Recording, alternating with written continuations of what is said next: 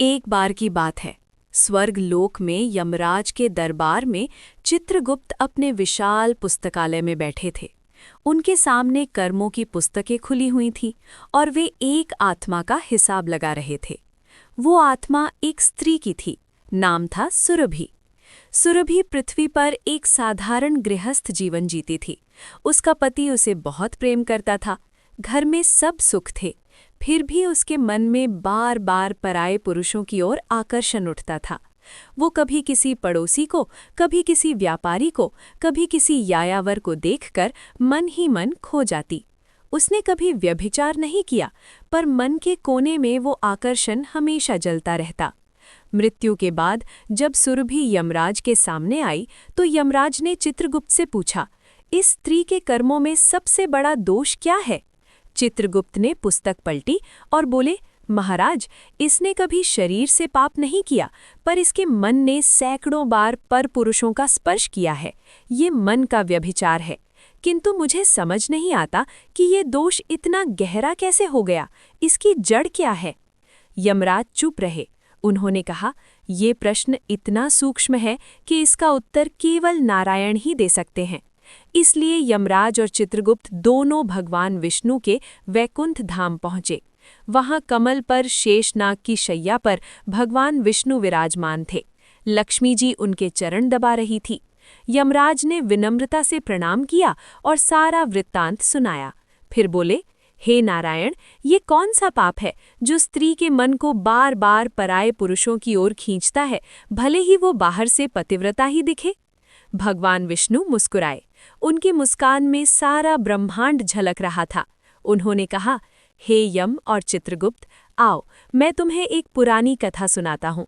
मेरी ही एक लीला की, जिसे मैंने इसी रहस्य को समझाने के लिए रचा था। फिर भगवान विष्णु ने कथा आरंभ की।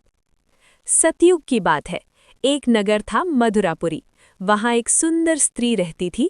नाम था मालिनी। उसका पति था वीरसेन, एक ईमानदार व्यापारी। दोनों में गहरा प्रेम था। किंतु मालिनी के मन में एक अजीब बेचैनी रहती थी। वो बाजार जाती तो किसी युवक की मुस्कान पर रुक जाती, किसी संगीतकार की आवाज़ पर खो जाती, किसी योद्धा की बहादुरी की कहानी सुनकर कल्पना करने लगती।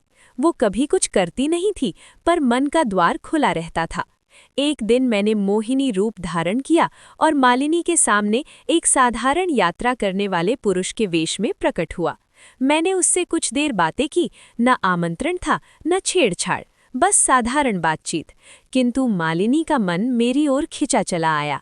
वो रात भर सो नहीं सकी। अगले दिन मैंने फिर रूप बदला, इस बार एक वृद्ध साधु का।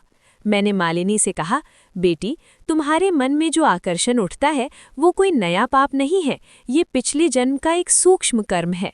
मालिनी चौंकी। उसने पूछा, हे साधु महाराज, मैंने पिछले जन्म में क्या किया था? साधु यानी मैंने कहा, पिछले जन्म में तुम एक राजकुमारी थी।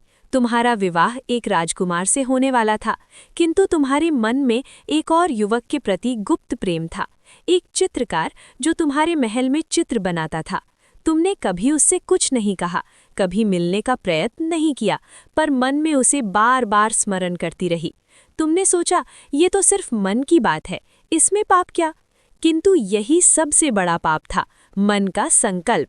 तुमने उस प्रेम को पनपने दिया। विवाह के बाद भी वो स्मृति मन में बसी रही। इस जन्म में वो बीज फूटा है। अब तुम बिना कारण पराये पुरुषों की ओर खिंचती हो। ये पिछली जन्म का अधूरा संकल्प है, जो मन को अशांत करता है।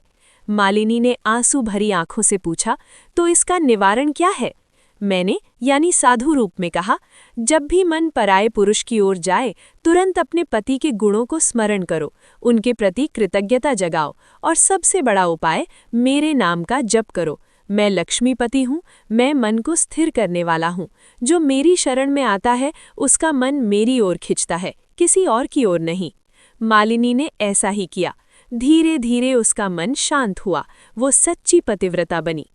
कथा समाप्त कर भगवान विष्णु ने यमराज और चित्रगुप्त की ओर देखा और बोले, हे यम, सुरभि का भी यही दोष है। पिछले किसी जन्म में उसने मन से किसी पर पुरुष को अपनाया था, बिना कुछ किए।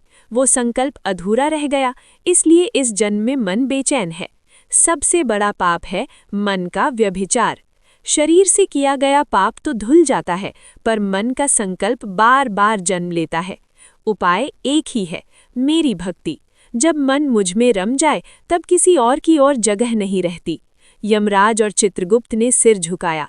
सुरभि की आत्मा को भगवान विष्णु ने स्वयं मोक्ष का वरदान दिया, क्योंकि उसने कभी शरीर से पाप नहीं किया था और अब उसे सत्य का ज्ञान हो चुका था।